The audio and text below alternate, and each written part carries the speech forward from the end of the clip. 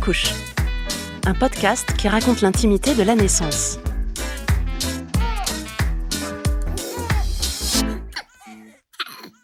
Bienvenue dans cet épisode d'Accouche. Comme les autres de notre série, il ouvre en grand les portes de la salle de naissance. Cet épisode propose une conversation sur l'accouchement à domicile. En 1952, 47% des femmes accouchaient chez elles. 10 ans plus tard, le taux avait chuté à 14%. Et aujourd'hui, en France, seuls 1 à 2% des parents vivent la naissance de leur enfant à la maison. S'engager dans un tel projet, que l'on soit parent ou professionnel accompagnateur, c'est s'exposer à des critiques, des jugements parfois sévères, un risque de sanction aussi. Qu'est-ce qu'un accouchement normal ? Qu'est-ce qui relève du médical et du non médical ? Pourquoi certaines femmes prennent la décision d'accoucher chez elles et comment cela se passe-t-il concrètement ?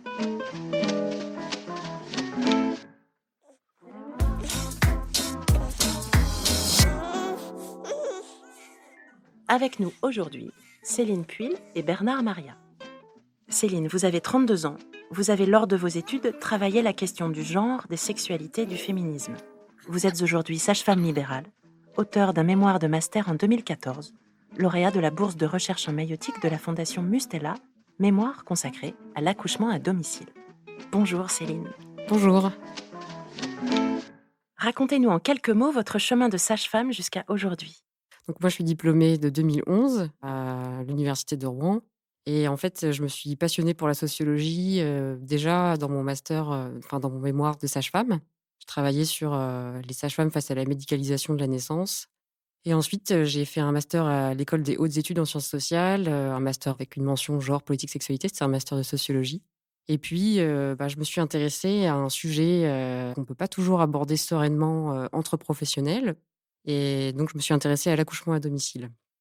Et en fait, après, en même temps que j'ai fait ce master, petit à petit, je me suis installée en libéral.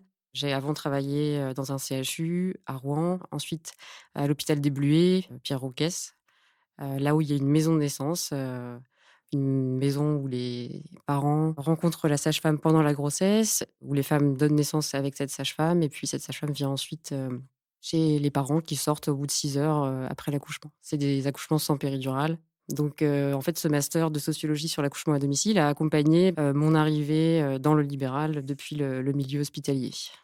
Vous expliquez notamment que votre choix de vous pencher sur l'accouchement à domicile était un moyen très efficace de plonger au cœur des enjeux de l'accouchement en général, Oui. de la naissance en France.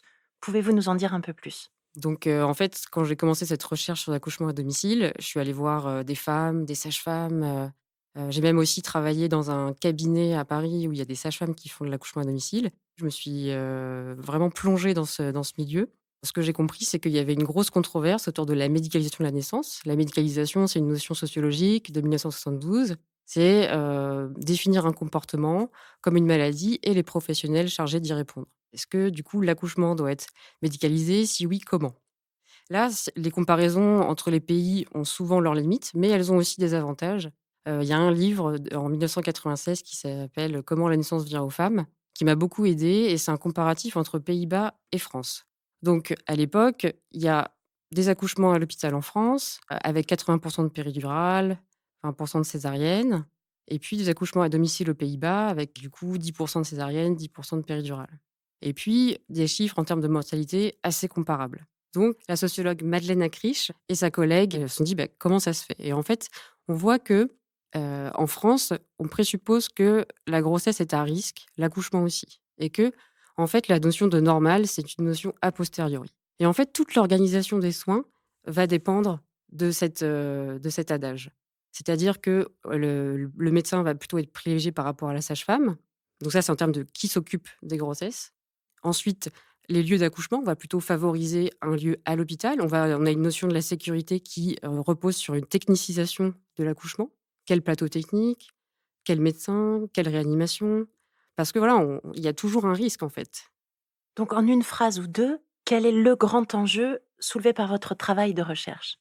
Qu'est-ce qui est important pour qu'une femme accouche et que son bébé soit en bonne santé et qu'elle-même soit en bonne santé ? Et quand je parle de santé, je parle de santé physique, je parle de santé morale et santé émotionnelle. Et quel a été le rôle de la Fondation Mustela dans votre travail ? Eh bien, de me soutenir financièrement et de me permettre d'aller sur le terrain. Ça veut dire d'aller rencontrer les femmes, les sages-femmes, de passer des heures avec elles, de voir des accouchements à domicile. Ce que ça a pu me faire dans ma pratique de sage-femme, c'est que, en fait, quand je retournais en garde, eh bien, parfois, c'était compliqué d'avoir vu des accouchements où, en fait, eh bien, c'est simple et du coup, de revenir à l'hôpital où c'est compliqué. C'est-à-dire où il y a du stress, où je dois m'occuper de 3 patientes en même temps, où j'ai pas mangé depuis 8 heures, il est 17 heures, où, je voudrais faire de mon mieux pour aider ces femmes, mais en fait, je suis sur, 10 trucs en même temps et en fait, j'avais à ce moment-là besoin de savoir qu'il y avait autre chose qui existait. Ce que m'a permis la fondation Mustela, c'est de me donner du temps pour me rendre compte qu'autre chose existait.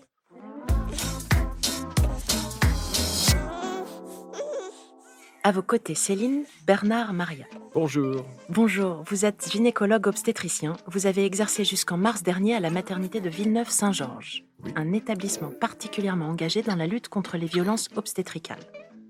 Vous tenez un discours que l'on entend encore peu. Vous parlez de respect, d'écoute, de tolérance et de faisabilité.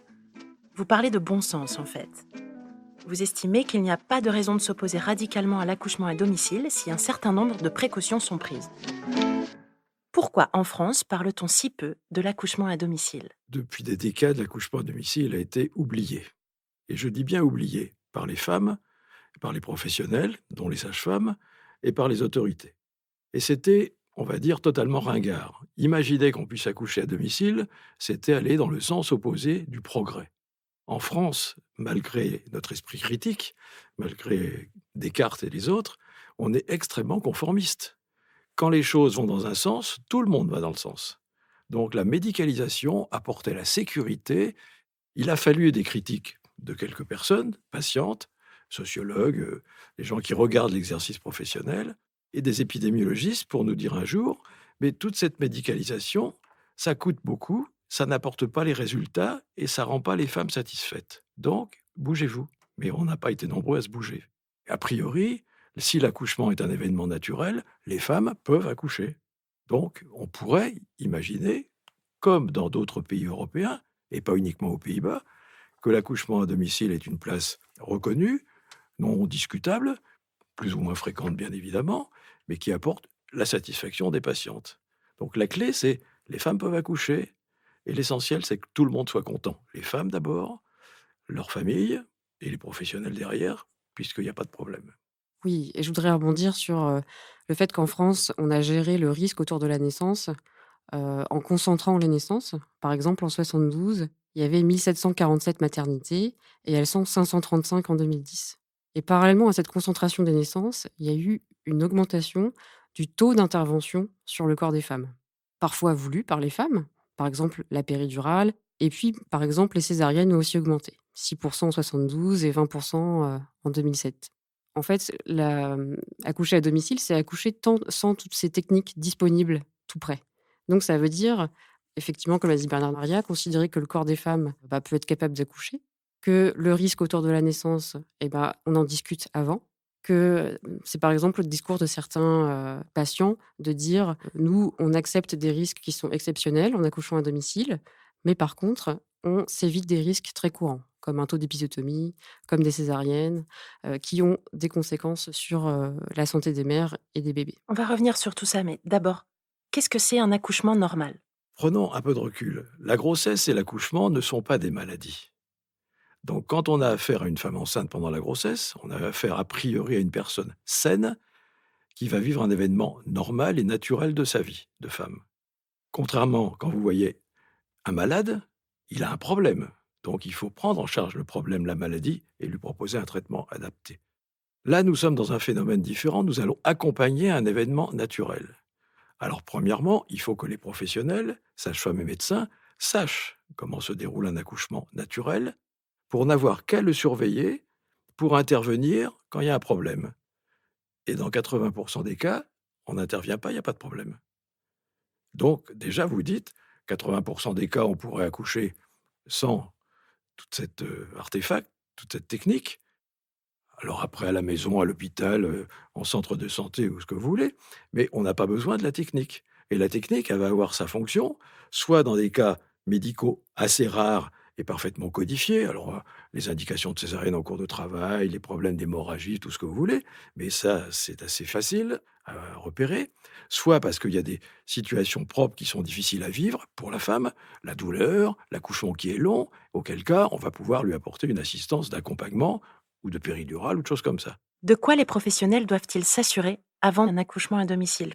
Quelle est sa demande? Comment est-ce qu'elle voit la sécurité? C'est quoi le projet du couple? Et puis, bien sûr, les contre-indications, médicales. À quel moment dans l'histoire d'une grossesse survient cette demande d'accoucher à domicile? L'accouchement à domicile, c'est quand même une pratique confidentielle, donc il y a des gens qui sont très renseignés, qui, du coup, regardent sur internet, qui se documentent et qui ensuite vont voir une sage-femme. Je ne sais pas si en maternité, on parle de l'accouchement à domicile aux femmes comme possibilité de choix parce que en fait, c'est quand même une pratique, qui est pas codifiée. Il y a pas de recommandation de la Haute Autorité de Santé. Il y a parfois un réseau périnatal, donc qui peut organiser ça, mais c'est pas très organisé. Souvent, c'est aussi des femmes qui ont pu se renseigner ou alors qu'on suite à un premier accouchement, en institution hospitalière, bah, voilà, ont rencontré d'autres femmes et se sont ensuite tournées vers l'accouchement à domicile. Alors qu'est-ce qui doit être rédhibitoire? Il y a 2 catégories de femmes qui souhaitent accoucher à domicile. Il y a des femmes motivées qui, avant même d'être enceintes, ont imaginé, réfléchi, se sont renseignées dans des réseaux, des associations ou sur internet, de la possibilité offerte à elles d'accoucher à domicile par choix. Et vous avez une 2e catégorie de patientes qui sont plus complexes, qui ont subi des mauvais souvenirs ou des «violences» entre guillemets d'un précédent accouchement à l'hôpital, public ou privé, et qui, fuyant l'hôpital, souhaitent accoucher autrement. Alors cette 2e catégorie pose problème parce que comme il y a des antécédents embarrassants, compliqués, l'accouchement à domicile est raisonnablement pas possible. Pour reprendre le premier groupe, ce sont des femmes qui n'ont pas de problème et qui ont une idée en elles-mêmes, une volonté personnelle d'accoucher le plus naturellement possible à domicile. Alors ce qui est rédhibitoire, c'est assez simple. Quand vous recevez cette femme et qu'elle vous fait part de son projet, il faut vérifier qu'elle soit en bonne santé, qu'elle n'ait pas d'antécédents sérieux de maladies qui perturberaient le déroulement de la grossesse ou de l'accouchement, et que toute la grossesse va se dérouler normalement. J'entends normalement, aucune pathologie, pas de problème particulier, pas d'angoisse. Donc, femme normale, grossesse normale, dans un contexte volontariste avec le partenaire et avec la sage-femme qu'on a rencontrée, si on a la chance d'en avoir trouvé. Si, en cours de route, apparaît une pathologie pendant la grossesse, on est tous assez grands pour dire, la sage-femme, le médecin, vous avez une hypertension, vous avez un problème assez sérieux, il n'est pas raisonnable, il n'est pas pensable d'accoucher à domicile. Si les choses sont dites correctement, ça ne doit pas poser de problème parce qu'il y a quelque chose de sérieux. Mais si tout se passe bien, eh bien, on va arriver au bout avec la préparation, l'accompagnement et l'empathie qui convient et on va voir les choses, on va laisser les choses se dérouler et on va faire en sorte que ça se passe le mieux possible. Comment ça se passe concrètement, un accouchement à domicile? L'idée, c'est, que ce soit préparé avec, là où le professionnel, donc souvent la sage-femme, pendant la grossesse, c'est là un peu que tout se fait déjà. Parce qu'une grossesse sert à préparer et bah, par exemple, dans les modalités de soins, on voit, des consultations qui durent, 1 heure et demie. C'est en même temps une préparation à la naissance, il y a un temps de pour mûrir le projet. Après, quand il y a le début des contractions, il y a un appel de la sage-femme, voilà, il y a toute une ambiance, qui se fait. C'est la sage-femme qui vient quand le travail se déroule. Parfois, elle arrive après parce que le bébé est déjà né, mais ça, c'est aussi des choses qui sont discutées entre le couple, et la sage-femme. Et puis ensuite, il y a une surveillance à domicile. Après, j'invite les personnes à regarder des témoignages, à regarder des films.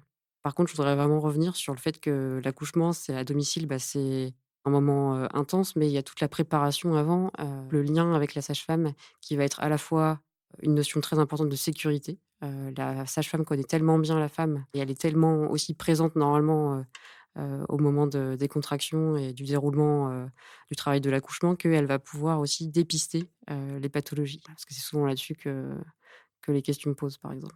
De quels équipements dispose une sage-femme lorsqu'elle pratique un accouchement à domicile? Oui, alors elle a quand même un Doppler.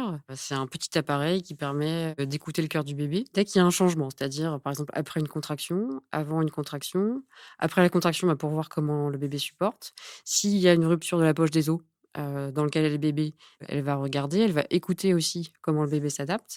Donc il y a quand même une surveillance, en tout cas de ce que j'ai pu voir, des bébés, des mamans aussi, donc bien sûr le tensiomètre. Bien sûr, il y a de quoi, aspirer un bébé, si, à la naissance, il y a un peu trop de liquide et qu'il n'arrive pas à respirer. Certaines ont de l'oxygène. Aspirer un bébé? Oui, c'est-à-dire, mettre, un petit tuyau, dans sa bouche ou dans son nez pour, enlever le liquide et lui permettre, de dégager ses voies aériennes et ensuite, qu'il ou elle puisse respirer. Est-ce que ça veut dire que la femme a vu plus régulièrement la sage-femme?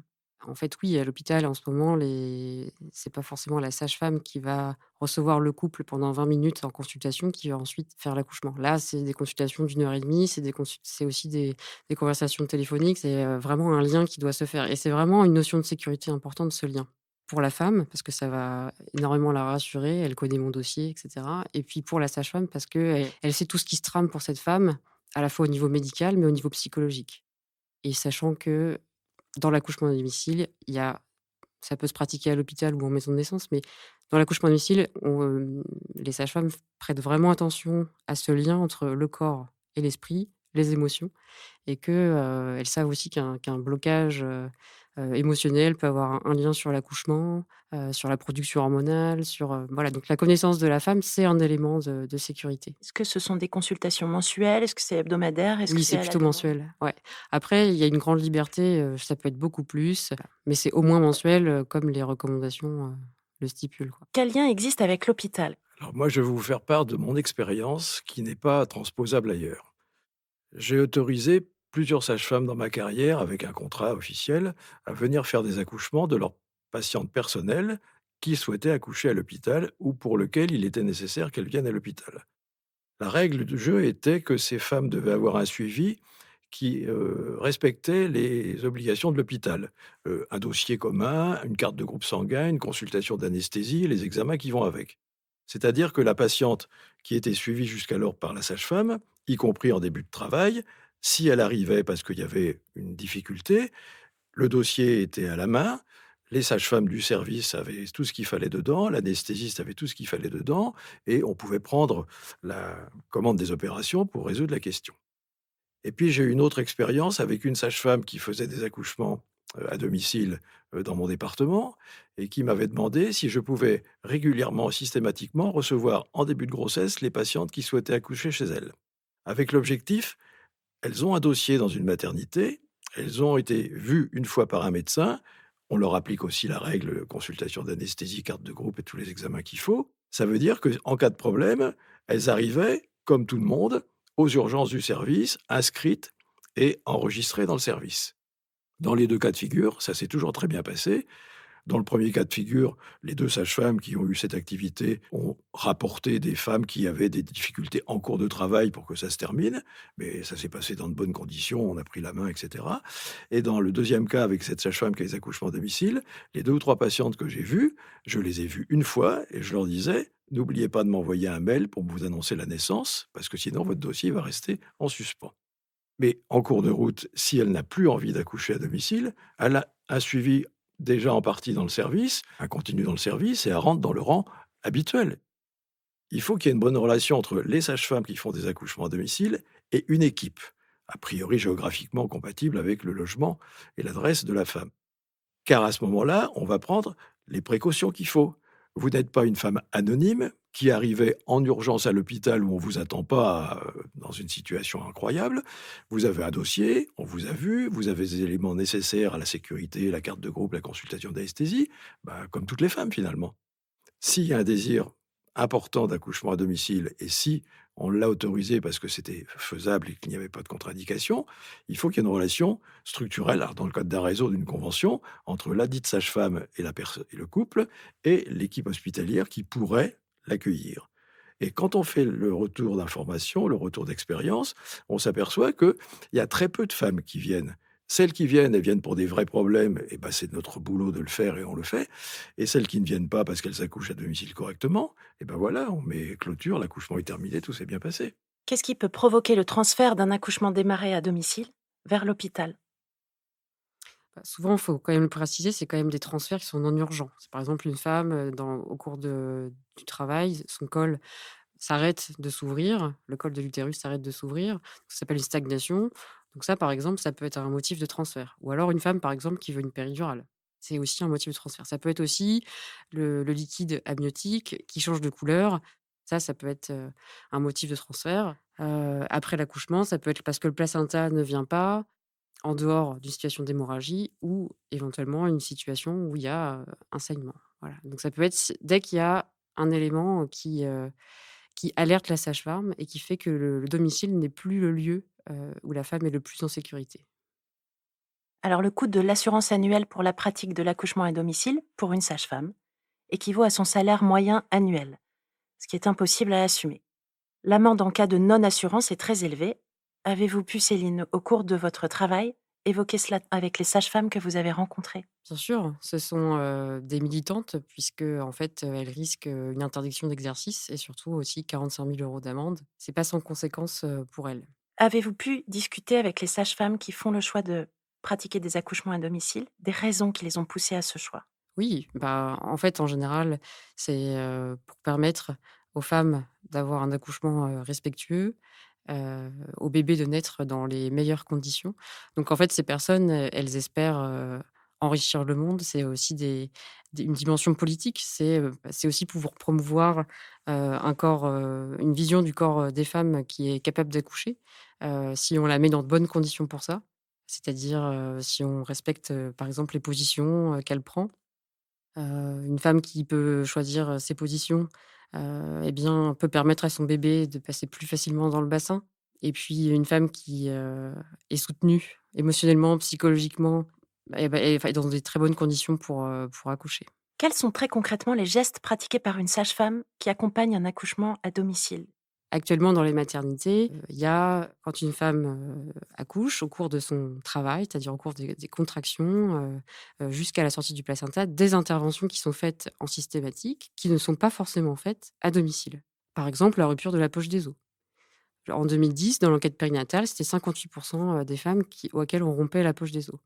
Et ça, par exemple, c'est pas quelque chose qui va être fait à domicile puisque, l'idée, c'est que la poche va se rompre au moment où ce sera opportun pour ce subtil accouchement et que si on vient perturber d'un moyen ou d'un autre, eh bien, cet accouchement, y compris par, quelque chose qui peut paraître anodin, comme la rupture de la poche des os, eh bien, ça peut ensuite, mettre le cordon devant la tête du bébé, ça peut intervenir sur la manière dont le bébé va plier sa tête pour rentrer dans le bassin. Donc du coup, les sages-femmes ont vraiment une pratique extrêmement subtile à domicile pour ne pas intervenir, chose que on a envie de faire en tant que professionnel. Parce que on a l'impression d'être actif, on a l'impression d'aider et puis ça nous rassure d'intervenir. Mais à domicile, les sages-femmes sont très précautionneuses sur le niveau d'intervention qu'elles font. Et ça, c'est vraiment quelque chose, qui moi m'a énormément apporté dans ma pratique, ensuite à l'hôpital, d'essayer de comprendre subtilement comment est placé ce bébé par rapport au bassin de cette femme, comment cette femme se sent, comment est-ce qu'elle peut ou pas laisser son bébé passer dans son bassin et est-ce que je dois vraiment intervenir? Voir des accouchements à domicile, en tant que sage-femme hospitalière, ça m'a beaucoup rassurée aussi sur la capacité des bébés à rentrer dans le bassin et des femmes à les sortir. Et du coup, sur mon aspect non essentiel en tant que professionnelle. J'espère que beaucoup de mes collègues verront des accouchements normaux et pourront bénéficier du savoir des sages-femmes qui font, de l'accouchement à domicile. Les deux mondes, celui de la naissance à domicile et celui de la naissance à l'hôpital, ne sont pas opposables. C'est pas opposable. Et je vais tout de suite, appuyer sur ce que vient de dire Céline. Il faut effectivement apprendre à ne pas faire des gestes systématiques qui ne sont pas justifiés. Les sages-femmes qui ont vu des accouchements à domicile, tout d'un coup, ont une autre conception, une autre vision de leur pratique. Celles qui ont été à l'étranger, pareil, ou dans le tiers-monde, c'est la même chose. On fait des accouchements en Afrique, on n'a rien. Et ben, ça se passe pas si mal que ça s'il y a une sage-femme. Donc, la pratique à l'hôpital, elle doit être aussi allégée. Et on l'a bien vu depuis, une petite dizaine d'années, sous la pression des patientes, la détechnicisation, la démédicalisation, comme on dit, pour enlever des techniques inutiles, elle a progressé. Vous avez des services prestigieux universitaires qui sont à moins de 2 d'épisiotomie, quand, il y a 15 ans, on en était à près de 50. Donc tout ça, c'est faire attention à chaque patiente, à chaque femme, de sa propre situation, dans son accouchement, pour ne faire que ce qui est nécessaire, c'est-à-dire rarement quelque chose, et apprendre à accompagner. Tout ceci fait appel à la notion de care, qui est une notion très peu connue. Céline, pouvez-vous nous l'expliquer? Care, C-A-R-E. Care, en fait, c'est tout l'accompagnement qui est fait lors d'un soin, mais qui n'est pas dissociable de l'aspect technique du soin. c'est ce que les femmes font à domicile, donc majoritairement les femmes, même si même on parle de plus en plus de pères au foyer, mais ou de pères qui s'occupent des enfants. Mais le care, c'est, tout ce que les femmes font en termes de soins aux enfants ou soins aux personnes âgées et ces compétences qu'elles mettent en place aussi dans leur travail. Par exemple, des compétences dans une équipe mixte, de relations, dans le soin, c'est ce qui peut, c'est le fait, de prendre en compte la dimension émotionnelle du soin ou c'est par exemple, mettre en œuvre des savoir-faire discrets, pour ne pas incommoder l'autre. C'est-à-dire, par exemple, une infirmière au bloc opératoire qui tend un instrument au chirurgien avant qu'il le demande. Le lien avec l'accouchement à domicile, c'est que dans l'accouchement à domicile, il y a une grande, grande part de travail de care, c'est-à-dire, bah, d'accompagnement, mais pas dissociable du soin technique et malheureusement, à l'hôpital, on n'a pas forcément les conditions nécessaires pour faire ce travail de care et parce qu'il est pas vu comme du travail, hein, dire bonjour à quelqu'un, l'accueillir, lui mettre une main dans le dos, regarder cette femme, en même temps regarder ses constantes, voir comment elle respire, et bien ça va pas, donner lieu à une tarification, à l'acte, donc ça va pas être vu comme du travail. Pourtant, c'est un soin qui est fait par une personne et bah, qui nécessite du temps et donc c'est aussi pour ça que pendant longtemps, l'accouchement à domicile a été le bastion de toute la critique de la médicalisation parce que c'était, en action, comment proposer autre chose où on puisse prendre en compte la dimension humaine des relations, des soins. Oui, le care, c'est une situation extrêmement intéressante parce que c'est en gros la bienveillance et l'empathie autour des patients. Tous les patients, hein, les hommes, les vieux, les jeunes, les enfants, les femmes enceintes, les accouchements. Donc c'est la question qui maintient le respect de la personne que l'on soigne à travers la compétence de ce que vous devez faire. Vous devez faire des actes très sophistiqués, vous allez les expliquer, vous allez rassurer. Vous devez faire des actes modestes, vous allez dire la même chose. L'analgésie pour une vaccination ou pour un geste simple pour un enfant, c'est du care. Mais si vous arrivez avec l'aiguille qui pleure et que vous piquez comme ça, c'est pas la bonne façon de faire. Donc c'est quelque chose qui rentre progressivement dans le système hospitalier, avec plus de lenteur que dans d'autres cultures ou d'autres pays peut-être, qui est en partie dérivé de cette attention qu'avaient les sages-femmes dans l'accouchement à domicile ou des personnes qui font du soin à domicile. Et c'est une manière de faire ce qu'on sait, le savoir académique, adapté à chaque personne, à chaque patient, à chaque femme, ce dont elle a besoin. Et j'ai une parole d'une de mes collègues pédiatres qui me revient en tête: devant un enfant nouveau-né, ne vous demandez pas ce que vous n'avez pas fait, mais demandez-vous ce dont il a besoin. Et s'il a besoin de rien, il n'y a rien à faire, puisqu'il va bien. Dans les temps qui viennent, peut-on se dire que cette notion de care sera de plus en plus développée dans les Ah, maternités, c'est indispensable. dans les salles de naissance? C'est indispensable et ça fait partie même des critères d'évaluation que les autorités de santé mettent maintenant dans les grilles d'évaluation du fonctionnement des maternités. Le taux de respect des patientes, le taux de correction des plaintes, l'attention portée au projet de naissance, etc., etc. Donc c'est quelque chose qui est mis en exergue comme étant la direction à suivre. Quel est l'avenir de l'accouchement à domicile en France, selon vous?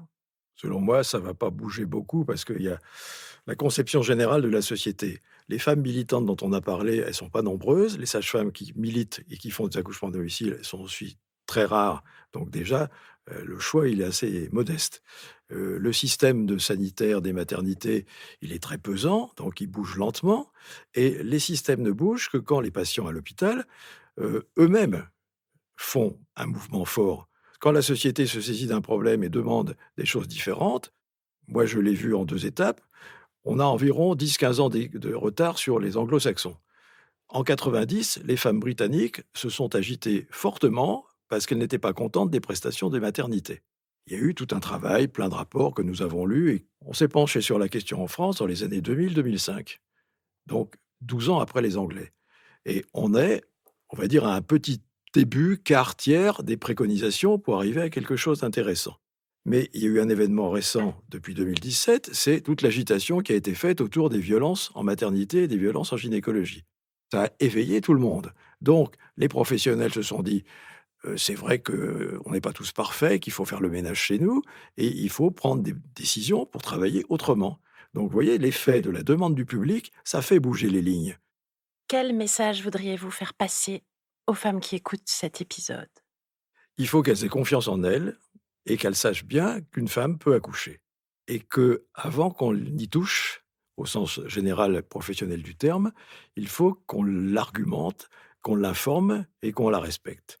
Si je dois faire ça, il faut qu'elle comprenne pourquoi. Et si on n'a pas à le faire, on ne le fait pas. Donc c'est une question de respect des patientes pour les professionnels et de respect des règles du jeu pour qu'on soit tout à fait dans une position idéale. On ne fait pas les choses inutiles parce que c'est écrit, parce que c'est le protocole. On va faire un ménage, on va laisser ce qui est utile, et ce qui est utile, c'est respectons les femmes et écoutons-les.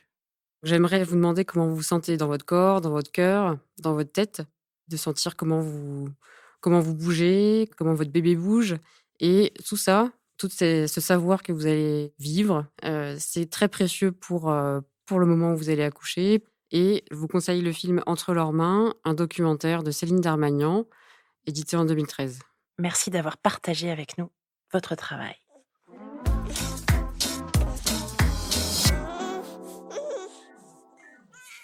Ainsi s'achève cet épisode d'Accouche, un podcast de la Fondation Mustela.